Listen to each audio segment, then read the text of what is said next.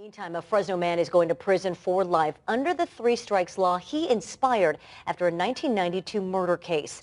Mandatory minimums require judges to punish certain crimes with a minimum number of years in prison, regardless of context, which is a little strange, because context is important.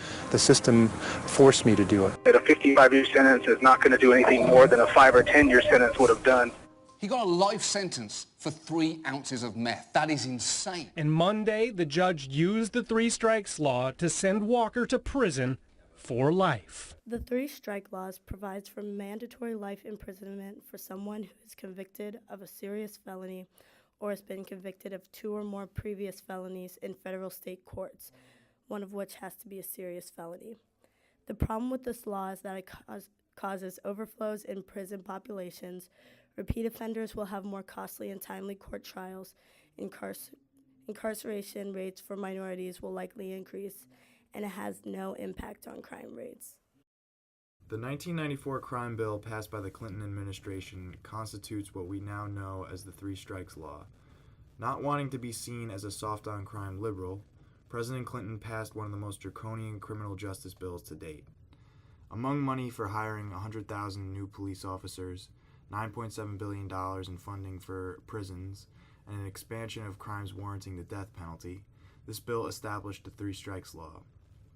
To put it simply, if you were already a 2-time felon, your third felony would get you 25 years to life in prison.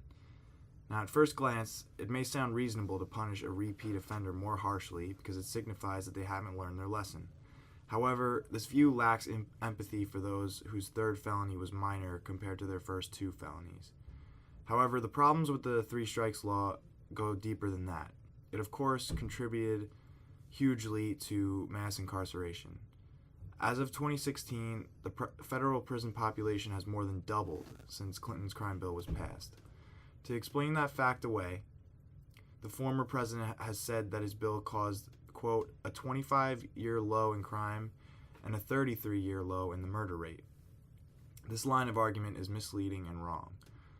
Violent crime was already declining before this bill was passed, so the drop is clearly independent of the bill. But what about the continued decline after 1994? Well, experts who have studied the effects of the 1994 crime bill almost all agree that the drop in crime was independent of it. In fact, a Government Accountability Office report stated that, quote, between 1993 and 2000, the Community-Oriented Policing Services funds contributed to a 1.3% decline in the overall crime rate and a 2.5% decline in the violent crime rate from 1993 levels. Some other factors that may have contributed to the declining crime rate include increasing employment, better policing methods, an aging population, and the growth in income and inflation. The Three Strikes Law has only grown our prison population while having little to no effect on crime rates. It perpetuates injustice in our system. The Three Strikes Law takes up different forms in every state it exists in. 24 states have adopted some sort of Three Strikes Law. Washington and California were the first 2 to adopt the Three Strikes Law. California's model is the most commonly used system. However, it does have some key differences from Washington's policy. For instance, in Washington, all 3 instances where an individual received a strike would need to be from the strikeable offenses list passed in legislation, while in California, the first 2 felonies have to be from the state's strikeable offenses list, while any subsequent felony will result in a 3rd strike. Another key difference in California's law is that upon any second felony, a person will automatically be sentenced to twice the amount of time. The third key difference between the 2 pieces of legislation is sentencing after a 3rd strike.